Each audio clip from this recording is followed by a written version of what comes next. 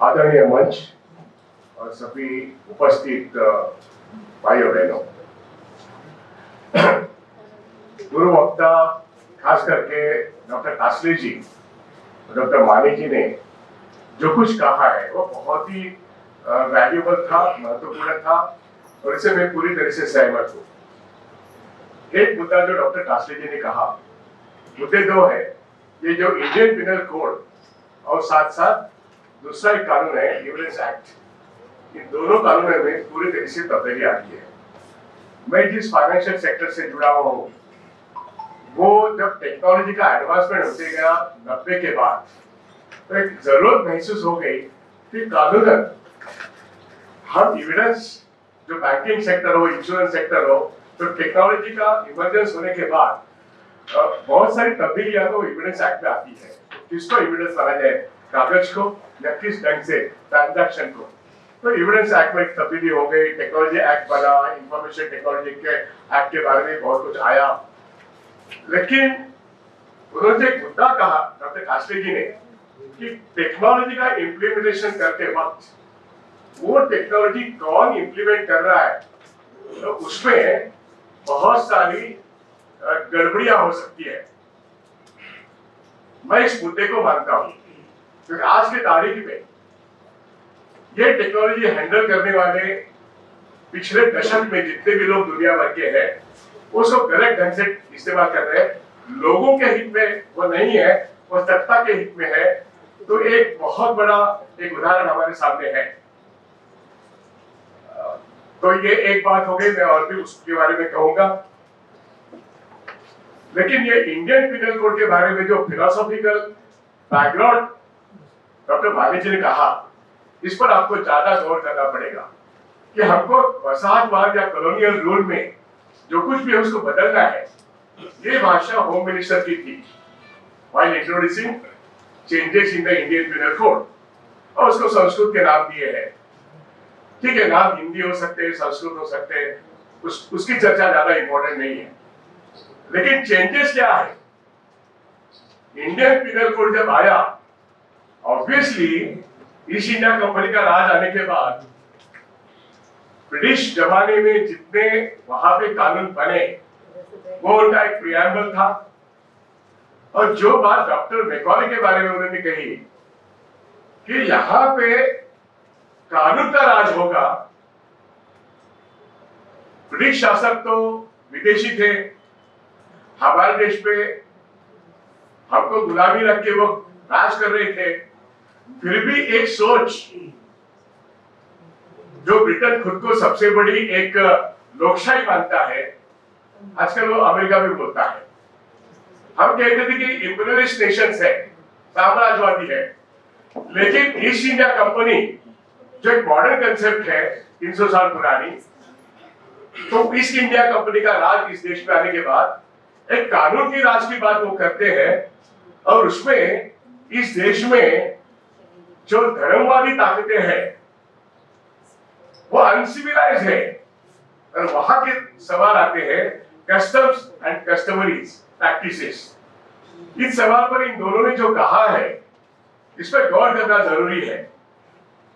आज कस्टम्स का जो हम एक लॉ पढ़ते वक्त हम उसका इस्तेमाल करते हैं, उसको चेंज नहीं कर सकते। वैसे कस्टमरी प्रैक्टिस को भी नहीं चेंज कर सकते। आज वो सारे कस्टमरी प्रैक्टिसेस को इस ढंग से बदला गया है, इस चेंजिंग इंडियन पिनल कोड का जो नया रूप है, बहुत खतरनाक तरीके से वो बदल रहा है। और मनुस्मृति में जो बदलाव इस देश की जो सत्ता है, हम सब जानते हैं वो राष्ट्रीय स्वयं संघ की है। उसका जो पॉलिटिकल आउटपुट है वो भारतीय जनता पार्टी है। और वो आज एक फैसिस्ट रूल, फैसिज्म की तरह काम कर रहा है। 2019 के बाद आज का उनका जो बर्ताव है, वो बर्ताव नया नहीं है। वो 2019 के बाद हमने हर क्षेत्र में देखा है। मैंने फाइनेंशियल सेक्टर में उसके बहुत सारे उदाहरण वीडियो के जरिए और मेरे आर्टिकल के जरिए लिखा है। वो फैसिस्ट रूल लाना चाहते हैं इस देश में। लेकिन मनुस्मृति का एक इस देश में एक जनमानस पर एक प्रभाव था, वहां से लेके सिविलाइज सोसाइटी बनाने का एक तो तरीका जो ब्रिटिश लोगों ने अपनाया, जिसमें इस देश के समाज सुधारक थे राजा राममोहन राय, महात्मा ज्योतिबा फुले, इन जैसे लोगों को बहुत सारी मदद मिली इस इंडियन पिनल कोड के जरिए, क्योंकि एक सिविलाइज सोसाइटी, एक कानून का राज बनाना, ये उनका काम था। हाँ, हम जानते हैं कि महात्मा गांधी हो, लोकमान्य बाल गंगाधर तिलक हो, या नेताजी सुभाष चंद्र बोस हो, या भगत सिंह हो, इनको इस कानून से कोई राहत नहीं मिली, उनको तो सजा मिली। नेहरू जी को भी सजा मिली, कमला नेहरू जी को भी सजा मिली, मोतीलाल नेहरू जी को भी सजा मिली। सारे जो स्वतंत्रता आंदोलन में लाखों लोगों को सजा मिली, इंडियन पिनल कोड ने उनको सजा दिलाई, क्योंकि वो स्वतंत्रता मांग रहे थे, इसे देशद्रोह कर रहे थे। लेकिन आज की तारीख में मेरा भाषण भी एक देशद्रोही हो सकता है, और यहाँ पे बैठे हुए सभी लोग, सुनने वाले और देखने वाले, ये सभी देशद्रोही है। हमको सर्टिफिकेट दिया जाता है पिछले 10 साल में, एक पॉलिटिकल पार्टी जो आरएसएस की है, उसका पॉलिटिकल आउटफिट है, उसकी तरफ से सर्टिफिकेट बांटा जाता है कि ये देशद्रोही है और ये देशभक्त है। इसको मद्देनजर रखते हुए आपको ये बदलाव आज के तारीख में देखना होगा। जो आरएसएस 1925 में जिसने जन्म लिया, उसको 2025 में 100 साल पूरे हो जाएंगे। आज की भारतीय जनता पार्टी मई 2024 के बाद फिर से सत्ता में आती है, तो डॉक्टर बाबा साहब अम्बेडकर जी ने जो संविधान बनाया, जिसमें कानून का राज और बहुत सिविलाइज ढंग से 150-200 साल की जो गुलामी का राज था, उसके खिलाफ लड़ने वाले लोगों की जो वैल्यूज थी, उसका रिफ्लेक्शन हमारा संविधान है। उस संविधान को बदलने की बात इसी देश में पिछले 10 साल से हो रही है। जहां तक आप और मैं सब जानते हैं कि संविधान अपनी जगह पे है, लेकिन राष्ट्रीय सेवा संघ का जो संविधान का एक डॉक्यूमेंट है, यूपी में हर जगह हर शाखा में बढ़ रहा है, पढ़ा जा रहा है, और नए एजुकेशन पॉलिसी में वो पढ़ाया जा रहा है। वो हिंदू राष्ट्र की जो संकल्पना है, उसकी तैयारी इंडियन पिनल कोड को बदल के ये जो 3 कानून आए हैं, जिसमें से बड़े प्रावधान वो एक पुलिस राज को कायम करने वाले हैं। हमने ब्रिटिश राज को पुलिस राज कहा, लेकिन वो एक मनुस्मृति से लेके जो बना हुआ एक ब्राह्मण सबसे श्रेष्ठ, शूद्र सबसे नीचे, मुसलमानों को कोई फर्क नहीं पड़ता है, वो तो बाहर के हैं, ऐसी बातें करने वाले लोग, संविधान ने सबको एक बराबरी का हक दिया, एक वोट दिया, सबका बराबरी का हक।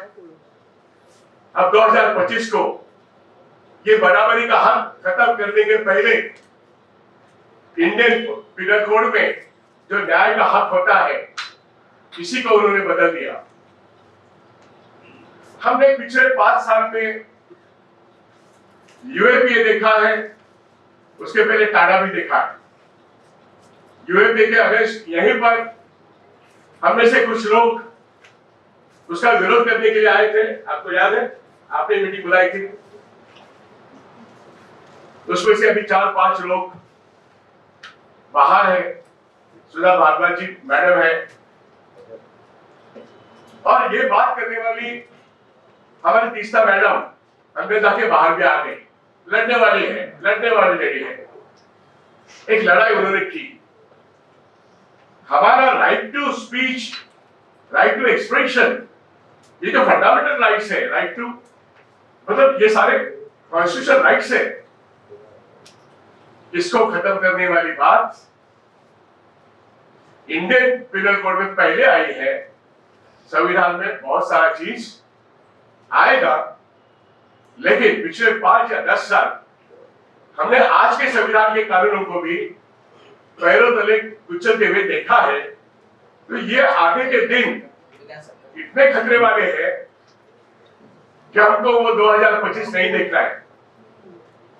22 तारीख को एक अयोध्या में राम मंदिर होगा, ठीक है, हर धर्म के कोई भगवान होते हैं, वो होना चाहिए, इसमें कोई, क्योंकि हर धर्म का एक कोई ना कोई आइडल होता ही है। अब धर्म के मामले में हमारा संविधान तो सबको एक हक देता है, लेकिन हमारा संविधान ये भी तो कहता है ना कि सरकार को कोई धर्म नहीं होता है, तो सरकार मंदिर कैसे बनाती है? मंदिर हो या मस्जिद हो, अगर आपको अयोध्या और मथुरा यहां पे डिगिंग करना है, उत्खनन करना है, खोद के निकालना है, तो आपको बुद्ध के मंदिर मिलेंगे। ये तो सच है कि नहीं? यहां पे पहला रीजन कौन सा था? तो इसलिए शोषण व्यवस्था के खिलाफ भगवान बुद्ध ने आवाज उठाई। आज भगवान बुद्ध की आवाज भी मिटा दो, अल्पसंख्यकों की आवाज मिटा दो, बाबर के नाम से गाली दो, मुगलों के नाम से गाली दो, और ब्रिटिशों को जिन्होंने पूरी 100 साल सपोर्ट किया, वो अभी 2025 में सत्ता में पूरी तरह से आने की कोशिश कर रहे हैं और इस संविधान को बदलेंगे। उसका एक प्रियम्बल इंडियन पिनल कोड है, उसका जो चेंजेस आ रहा है, मोटी मोटी बातें तो मुझे भी मालूम है, लेकिन डॉक्टर माने जी ने जो कहा, डॉक्टर कास्ले ने जो कहा, वो बहुत बढ़िया तरीके से कहा, उसको रिपीट नहीं करना चाहता हूं, लेकिन यह कहां तक सही होगा कि पुलिस ने किसी को पकड़ लिया है तो 90 दिन तक वो छूटेगा नहीं। Police Raj is ensuring the police custody for 90 days. This becomes a law. UAP में 2 साल कोई किसी को पूछेगा नहीं, 2 साल, और यहां पे 90 दिन। सवाल यह आता है, जब ये कानून पास हुआ तो पार्लियामेंट के 150 लोग बाहर थे, सवाल पूछने वाला कोई नहीं था, और भारतीय जनता पार्टी का एक भी आदमी सवाल पूछने के लिए आगे नहीं आया, क्योंकि it is a party virtually under the dictatorship of only 2 persons। आवाज करोगे तो बाहर जाओगे, अपोजिशन को तो बाहर निकलना बहुत आसान है, उससे आसान तो इनकी आवाज दबा के रखिए 10 साल।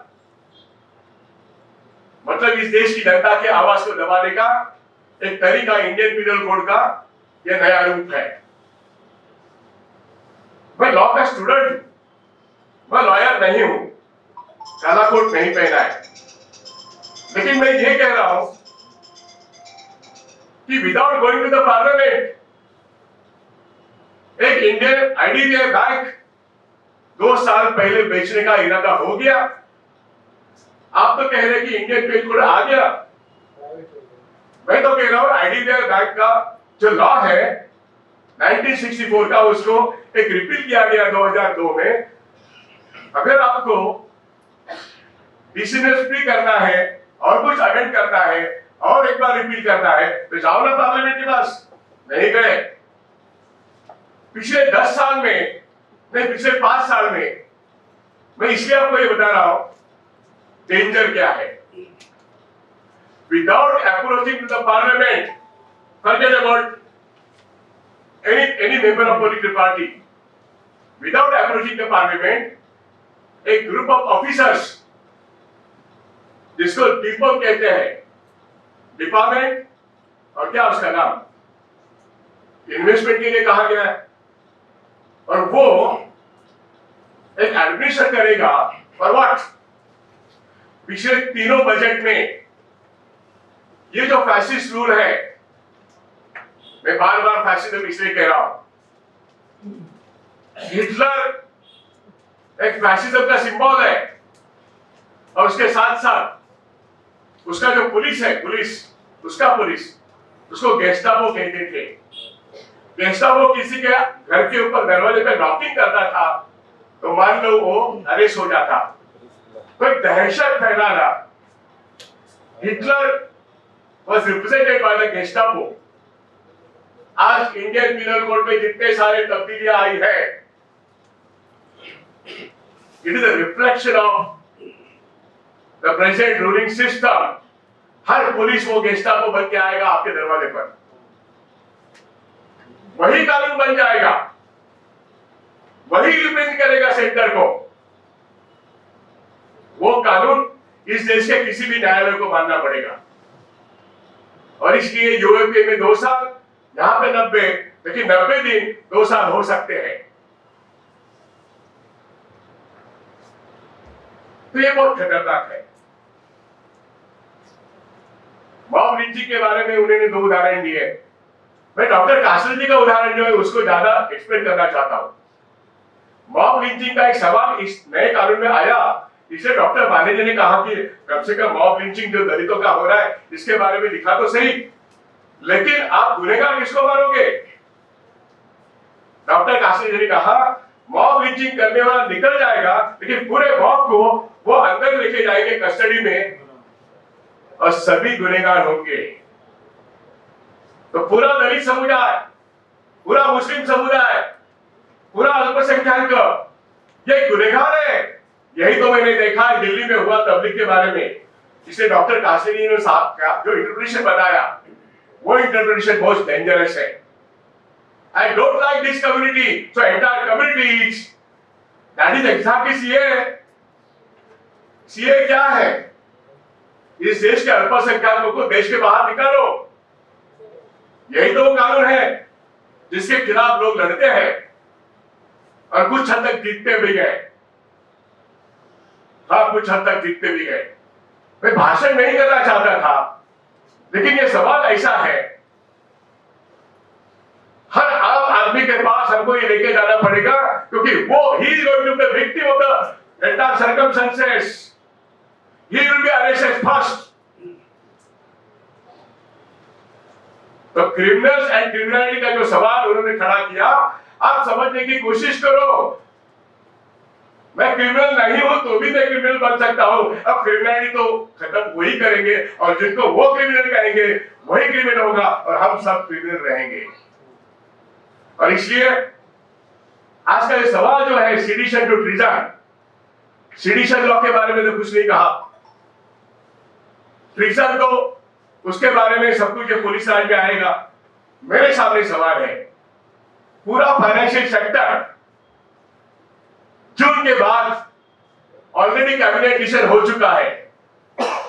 पिछले 3 बजट में एसेट मॉनेटाइजेशन पाइपलाइन तय की गई है और मैंने कहा था कि ये वस्तु है, इसकी कीमत 100 रुपए है, मैं बोलूंगा इसकी कीमत 35 रुपए है, और कोई आके बोलेगा इसकी कीमत 25 रुपए है, और खरीदने वाला उसको 20 रुपए में खरीदेगा। Yes, that particular commodity will be sold out in 20 rupees which is having a value of 100 rupees। सारे हमारे पब्लिक एसेट्स, मतलब सरकारी कंपनियां, गवर्नमेंट एस्टैब्लिशमेंट बेच के जून के बाद ये निर्णय तो बजट में पास हो गया है, अपोजिशन के सामने पास हो गया है। So asset monetization pipeline is created to sell off assets which they want to sell. That's why मेरा मुद्दा यहीं पे खत्म करता हूं।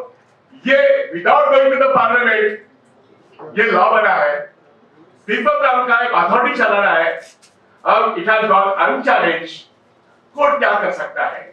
Indian police Raj through this Indian penal code के नए जो नाम है उसके जरिए आ गए। तो ये पुलिस राज ब्रिटिश राज से भी खतरनाक है। ब्रिटिश राज को तो हमने हटाया, लेकिन क्या मई 24 के बाद हम इस पुलिस राज को खत्म करने के लिए ये मुद्दा इलेक्शन एजेंडा बनाएंगे? महाराष्ट्र की आपकी 13 पार्टी एक साथ बैठ के, इंडिया अलायंस के 28 पार्टी एक साथ बैठ के, क्या इस इंडियन पिनल कोड के नए रूप को एक पुलिस राज के सिस्टम में ये भारतीय जनता पार्टी बिठा रही है, क्या इसको आप इलेक्शन का मुद्दा बनाएंगे? मैं कहता हूं ये बनाना जरूर है, क्योंकि ये सिविलाइज सोसाइटी को क्रिमिनल बनाना चाहती है। हमारे जो एक्सप्रेशन के सवाल है, right to freedom of expression, ये फंडामेंटल राइट है, इसको भी खत्म किया जा रहा है। इससे मेरा सवाल, हम इस चीज को एक इलेक्शन एजेंडा बना के आगे 3 महीने के अंदर अंदर हम जितना भी कुछ लिख सकते हैं, बोल सकते हैं, काम कर सकते हैं, इस बंबई शहर से यह आवाज उठनी चाहिए। मैं आपको मुबारक देता हूं कि यूनाइटेड अगेंस्ट ये जो फोरम है, इस फोरम की तरफ से हर मोहल्ले में, हर गली में इसकी सभा होनी चाहिए और इसको एक इलेक्शन का एजेंडा बनाना चाहिए। हमारा फ्रीडम चला जाता है तो हमारी बुनियादी चीजें हमसे बहुत दूर निकल जाएंगी, चाहे वो हमारा घर हो, चाहे हमारा सेहत हो, हेल्थ हो, या हमारा एफोर्डेबल हाउस हो, या पानी हो, कुछ भी हो, वो हमसे दूर जाएगा। क्योंकि हमारा जो एक फ्रीडम है वो इस पुलिस राज में खत्म हो जाएगा। इसे सेडिशन टू ट्रीजन, ये बहुत महत्वपूर्ण सवाल है। इस मुद्दे को हम जनता तक लेके जाएंगे और इंडिया अलायंस जो है इसको इन चीजों को गंभीरता से लेके मोदी राज को खत्म करो, पुलिस राज को खत्म करो। मोदी की ये गारंटी ये अदानी के लिए हो सकती है, मोदी की ये गारंटी हमारा जेल बना देगी। हम इस जेल को तोड़ के इस देश को फिर से एक बार मोदी मुक्त करेंगे। इसी से मेरा ये सेडिशन टू ट्रीजन के बारे में जो कह रहा था, मैं कह रहा हूं आप सीरियसली ले और जनता के विषय लेके जाए। इसलिए मुझे आपने जो मौका दिया, बहुत बहुत धन्यवाद।